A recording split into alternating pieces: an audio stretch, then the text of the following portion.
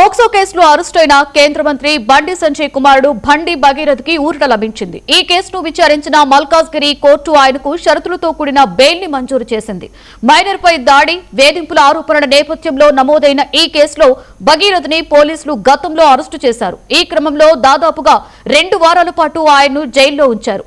ఇరుపక్షాల వాదనలు విన్న న్యాయస్థానం ఎట్టకేలకు భగీరథ్కు బెయిల్ ఇస్తూ ఉత్తర్వులు జారీ చేయడంతో ఆయన జైలు నుండి విడుదల కాబోతున్నారు.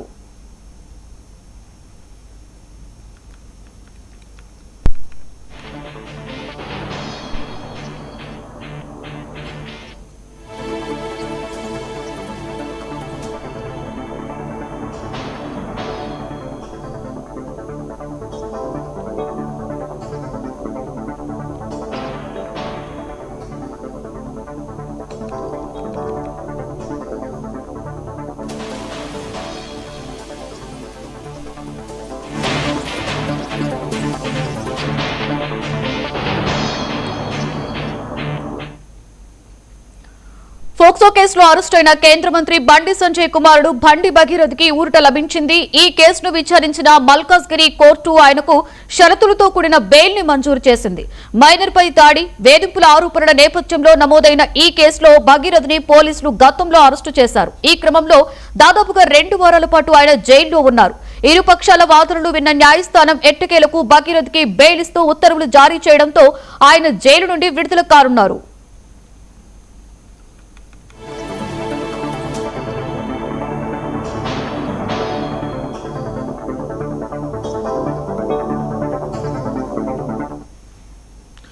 రైట్, ఇదే అంశం మీద మరింత సమాచారాన్ని మా స్పెషల్ కరెస్పాండెంట్ తేజ అందిస్తారు. తేజ, బండి భగీరథ్కు ఎట్టకేలకి బెయిల్ మంజూరైనట్లుగా మనకి తాజా సమాచారం తెలుస్తుంది. ఓవరాల్ డీటెయిల్స్ ఏంటి తేజ?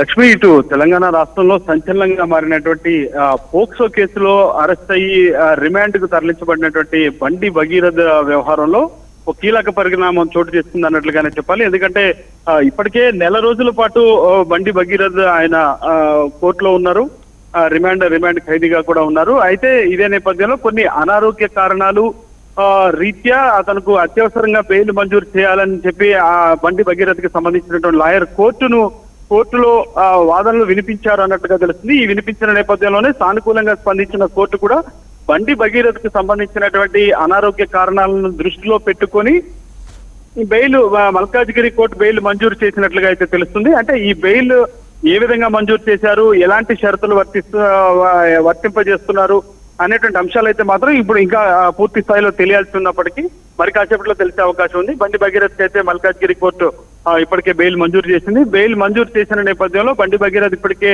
ఆయన విడుదలయ్యారు, ఇంటికి చేరుకున్నారు, ఆ ఇంటికి వెళ్లిపోయారు అన్నట్లుగా కూడా తెలుస్తుంది. అయితే దీనికి సంబంధించి పూర్తి సమాచారం అయితే తెలియాల్సింది.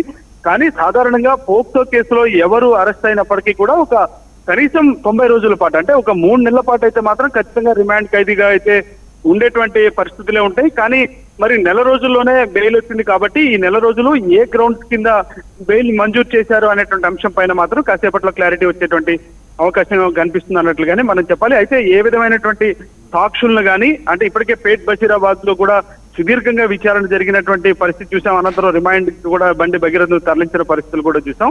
ఇదే నేపథ్యంలో ఇటు ఆయన స్నేహితులను కానీ, అక్కడ సాక్షులను కానీ, లేకుంటే బాధితురాలను కానీ, బాధితురాలి కుటుంబ సభ్యులను కానీ కూడా ఏ విధంగా కూడా ప్రభావితం చేయకూడదు అనేటువంటి నియమాలు కూడా పొందుపరిచారు ఉన్నట్లుగా అయితే తెలుస్తుంది.